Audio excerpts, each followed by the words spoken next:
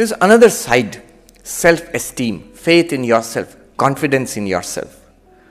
স্বামী বিবেকানন্দ বলছেন, have confidence in yourself. যে নিজের ওপর বিশ্বাস করে সে ঈশ্বরের ওপর বিশ্বাস করতে পারবে। ঈশ্বরে বিশ্বাস না নিজের ওপরে বিশ্বাস? I had this question and the answer I got from a writing by Mahatma Gandhi. Mahatma Gandhi লিখছেন, only those who have faith in themselves can have faith in God. তো নিজের ওপরে বিশ্বাস নেই, যখন ধাক্কা খাবে তখন ভগবানের বিশ্বাসটাও নড়ে যাবে। যে নিজের ওপর বিশ্বাস করতে পারে সে ঈশ্বরকেও ধরে থাকতে পারে। So faith in yourself. See, this is the source of power. One thing I've noticed, আমাদের ছেলেমেয়েরা খুব ভালো, কিন্তু একটু নিরীহ, একটু ভালো মানুষ টাইপের। ওখানে one thing I noticed was the tremendous self-confidence in Europe, especially in America. Self-confidence among everybody, especially young people. Amra pari, whatever it is, there's no word like I cannot. I can is the mantra. সব কিছু সে কি না কি করছে তারা, সে Harvard ইয়েলের মতন জায়গায় admission পেয়ে হঠাৎ একটা আইডিয়া এলো, এটাকে নিয়ে আমি বিজনেস করব, সেই ওখান থেকে বেরিয়ে চলে গেল, সেই হলো বিল গেটস, সেই হলো স্টিভ জবস, এরকম। আবার সবাই যে বিল গেটস স্টিভ জবস হচ্ছে তাও নয়, ফেল করছে। They try again. They have tremendous self-confidence, whatever their field. যদি self-confidence না থাকে, if we don't have esteem, faith in ourselves, it's like, আমার মনে হয় এই রাস্তায় দেখেছি সে বড় বড় স্পোর্টস, বড় পাওয়ারফুল ভেহিকল, কি এখন ভেহিকল আমাদের অনেক আগে ছিল স্করপিও, এখন কি নাম করা গাড়ি? Ford, whatever. সো ফোর্ড গাড়ি এসে যাচ্ছে সেখানে, তার পাশে একটা অটো কিংবা টোটো যাচ্ছে না। ভাবো এইরকম দামি একটা ভালো গাড়ি, সেখানে ড্রাইভার যদি অ্যাক্সিলারেটরের উপরে পা দিয়ে আবার ব্রেকের ওপরেও পা দিয়ে থাকে, গাড়িটা এগোবে না। ইঞ্জিনটা গর্জন করবে, গাড়িটা গরম হয়ে যাবে, কিন্তু এগোবে না। If you press the accelerator and the brake, তার থেকে বেশি পাশে একটা টোটো কিংবা অটো সে ফটফট করে বেরিয়ে চলে যাবে। What has happened is, if we don't have confidence in ourselves, it becomes like that. It's self-sabotaging. Self-esteem না থাকলে it's self-sabotaging. আমি নিজের, আমার অনেক ট্যালেন্ট থাকতে পারে, অনেক আইডিয়া থাকতে পারে, সবসময় নিজেকে যদি সন্দেহ করি আমি পারবো না, আমার দ্বারা হবে না, then you will not succeed. It's like ওই দামি গাড়িটা, সব রকম কোয়ালিটি আছে, অ্যাক্সিলারেটর ওপরে পাওয়া আছে, আবার ব্রেক, নিজেকে নিজে ব্রেক দিয়ে দিচ্ছ তুমি, তার থেকে লেস কোয়ালিফাইড, লেস ট্যালেন্টেড একটা ছাত্র হয়তো তোমার থেকে এগিয়ে বেরিয়ে চলে গেল। The difference is in self esteem. ওখানে খুব নাম করা একজন সাইকোলজিস্ট ছিলেন, নিউ ইয়র্কেই ছিলেন, নামটা এখন ভুলে যাচ্ছি, উনি Albert ব্যান্ডুরা। He invented this term self-efficacy. It's a new term. Self-efficacy key, it's the feeling that I can overcome most challenges in my life. অনেক কিছু তো আমি করেছি, এটাও করে দেখি না, হয়ে যাবে। যাদের এই ইনার ফিলিংটা আছে, সেলফ কনফিডেন্স আছে, তো উনি বলছেন, সেই সায়েন্টিস্ট বলছেন, পরীক্ষাতে ছাত্ররা বসে আছে, একই কোয়েশ্চেন পেপার, একজন চট করে আশা ছেড়ে দিল, হচ্ছে না, ইটস টু ডিফিকাল্ট, পারবো না, হতাশ হয়ে গেল, সঙ্গে সঙ্গে হতাশ হয়ে গেল। আরেকটি ছাত্র, সে চেষ্টা করে যাচ্ছে, হয়তো ফেল করছে, আবার চেষ্টা করছে, করে দেখি না। এখন who will succeed? Definitely this other person has a much greater probability of সাকসিডিং। যে চেষ্টাই করলো না, সে সাকসিড করার তো জিরো প্রবাবিলিটি। যে চেষ্টা করছে সে তো কিছু না কিছু জায়গায় সাকসিড করবেই। দিস চেষ্টা করার পেছনে, এফার্টের পেছনে, কনফিডেন্সের পেছনে, কনসেন্ট্রেশনের পেছনে, the factor is confidence, self esteem. One point about self-esteem, let me just add and I'll finish.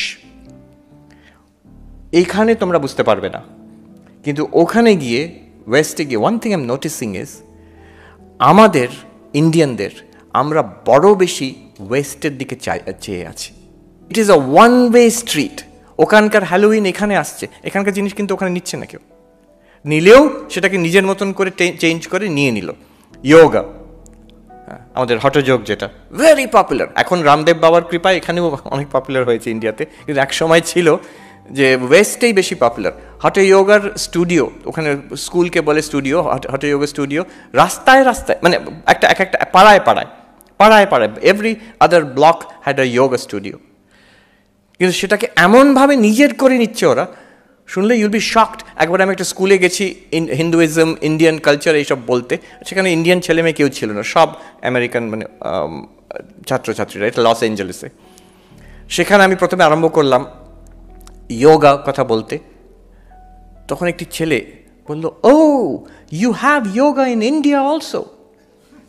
ভাবুন কথা, সে ইনোসেন্টলি বলছে।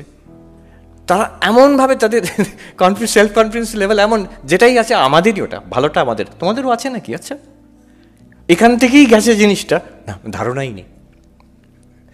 So this, why should it be so? One should be grounded in one's own culture and be open. আমরা আগে open হয়ে যাচ্ছি এটাকে বাদ দিয়ে, আমাদের নিজেরটা বাদ দিয়ে। ওখানে গিয়ে আমি দেখেছি অনেক ছাত্রছাত্রী, তারা খুব ভালো ভালো চাকরি করছে, ওয়াল স্ট্রিটে কাজ করছে, ড্রিম জবস, মাল্টি ন্যাশনালে কাজ করছে। সেখানে আমাকে এসে, সবাই নয়, কেউ কেউ এসে বলছে, আচ্ছা এই যে বেদান্তের কথা আপনি বলছেন, উপনিষদের কথা, গীতার কথা, যোগার কথা, মেডিটেশন, সংস্কৃত, এইসব জিনিস আমাদের তো কেউ কখনো বলেনি when we were students. আমি বাবা মাকে জিজ্ঞেস করি, আচ্ছা তোমরা যে আমাকে কষ্ট করে এত খেটে খুঁটে করলে, আমি আইআইটিতে পড়লাম, এখন এসছি আমেরিকাতে, ওয়াল স্ট্রিটে খুব ভালো চাকরি করছি। ওই ছেলেটি আমাকে বলল, আমার বাবা সারা জীবনে যা আয় করেছেন আমি প্রতি মাসে তা আয় করি, তার থেকে বেশি আয় করি এখানে বসে। But then I asked my parents, আমার ভালো লাগছে না, এরপরে কি করব? তো আমার বাবা মা নিরীহ মানুষ, তারা সারা জীবন খেটেছেন, তারা আমাকে বলল যে এরপরে বেটা ক্যা করোগে, हमको तो पता नहीं, हमको तो इतना ही पता था।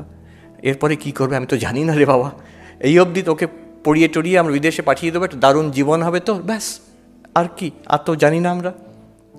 এই যে বলছে, আই এম সো হ্যাপি যে এইখানে এসে I have discovered Vivekananda, I have discovered Upanishad, Gita, philosophy, একটা philosophy of life. We must be rooted in that. একজন ম্যাথমেটিশিয়ান, অক্সফোর্ড ইউনিভার্সিটির ম্যাথমেটিশিয়ান, মার্কাস ডু স্যাটয়, আমাকে তার বাড়িতে ডেকেছিলেন একবার। খুব অদ্ভুত ব্যাপার, সে ইন্টারেস্টিং গল্প। বাট পয়েন্ট ইজ, তার বাড়িতে, তার জুইশ, তার ওয়াইফ হচ্ছেন ইসরায়েলি অ্যান্থ্রোপোলজিস্ট। তিনি আমাকে বলছেন, আচ্ছা জানেন ইসরায়েল যখন ফাউন্ডেড হলো, ছোট্ট দেশ, কলকাতার থেকেও কম পপুলেশন, 1948, তারা ঠিক করলো আমাদের ভাষা হবে হিব্রু। ডু ইউ নো, ওই ম্যাথমেটিশিয়ান আমাকে বলেন, do you know Hebrew was a dead language, কেউ ব্যবহারই করেনি কোনো অনেক বছর ধরে। তাকে রিভাইভ করা হলো, and they made it, kindergarten থেকে পিএইচডি অবধি সব কিছু কাজ আমরা হিব্রুতে করব। তার জন্য ওই ম্যাথমেটিশিয়ান বলছেন, হায়ার ম্যাথমেটিক্সের টার্ম কিছুই নেই হিব্রুতে, বসে বসে ইনভেন্ট করলো overnight, and they made sure everybody does everything in Hebrew. আজকে ম্যাথমেটিশিয়ানই বলছেন, ভেবে দেখুন, Israel has some of the leading scholars and leading mathematicians, scientists in the world, Nobel Prize winners. তারা ইংরেজি না জানার জন্য, একটা পুরনো প্রাচীন ভাষায় কাজ করার জন্য, have they suffered or have they gained? আমি বলছি না তার জন্য সবাইকে সংস্কৃত শিখতে হবে, অসম্ভব। ইসরায়েল ক্ষুদ্র দেশ, আমাদের বিশাল ব্যাপার। But what I'm saying is this being rooted in our own heritage, জানাটা দরকার তো অন্তত। আমি ট্যাগ করব কি ক্রিটিসাইজ করব কি বাদ দিয়ে দেবো, তার থেকে আগে আমাকে জানতে হবে কি ক্রিটিসাইজ করছি, কি ট্যাগ করছি, কি বাদ দিয়ে দিচ্ছি। I must be rooted in my own heritage. আমার মনে আছে আমি যখন প্লাস টুতে পড়ি, একটা সাবজেক্ট ছিল লজিক, তো সেটা আমরা সবাই নিতাম যেহেতু মার্কস বেশি পাওয়া যাবে, তবে সাবজেক্টটা খুব ইন্টারেস্টিং। পরে আমার মনে হলো, আচ্ছা কি পড়লাম সেই সাবজেক্টে? I studied only Greek logic, Aristotelian logic, খুব interesting subject, no doubt about it. অনেক পরে জানলাম, আচ্ছা আমাদের তো একটা সাবজেক্ট আছে ন্যায়। Indian logic is there, not only there, it's the most sophisticated system of logic until the arrival of modern mathematical logic. সেটা symbolic logic আসার আগে অবধি the most intricate, sophisticated system of logic in the whole world was the Nobonai of Bengal. Swami Vivekananda বলছেন, পৃথিবীর থেকে লোকে আসতো এখানে শিখতে, এই নদিয়াতে, ইনক্লুডিং টিবেটান লামারা আসতো একসময় এখানে শিখতে। আচ্ছা আমি প্লাস টুতে পড়ছি, একটা ইন্ডিয়ার ছাত্র, স্বাধীন ভারতে, একবার বলাও হলো না যে আমাদের একটা লজিক ছিল। আমি সেই একটা ওয়েস্টার্ন লজিক সিস্টেম, সেটা মন্দ নয়, ভালো জিনিস, সেইটাই শুধু শেখানো হবে কেন? আরেকটা এক্সাম্পল দিয়ে শেষ করছি। Recently I red a book on philosophy. আমার ফিলসফি খুব প্রিয়, এর মধ্যে বুঝেই নিয়েছো।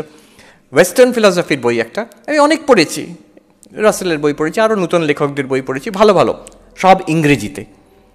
একজন ফ্রেঞ্চ ফিলসফার লুক ফেরি, তার একটা বই, ছোট্ট ইন্ট্রোডাক্টরি বই, a history of thought, thought মানে western thought, history of thought, সেটা এত পপুলার হয়েছে ফ্রেঞ্চ থেকে ইংলিশে ট্রান্সলেট হয়েছে, আমি ইংলিশটা পড়লাম। বইটা খুব সুন্দর। আমি তার মধ্যে যাচ্ছি না, শুধু when I went to the bibliography, recommended reading, philosophy যে আর বেশি জানতে চায় রেকমেন্ডেড রিডিংটা কি, অবাক হয়ে গেলাম।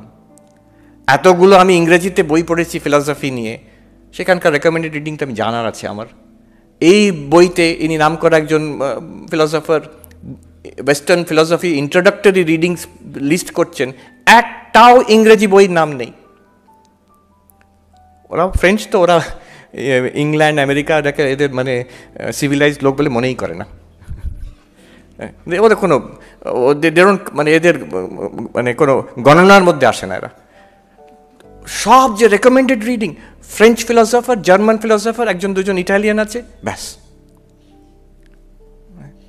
Not one book was recommended from any of the Anglophone philosophers. আমি বলছি না অতটা, এটা কিছুটা ফ্যানাটিসিজমের লেভেলে চলে যায়, কিন্তু দেখুন grounding in your own tradition.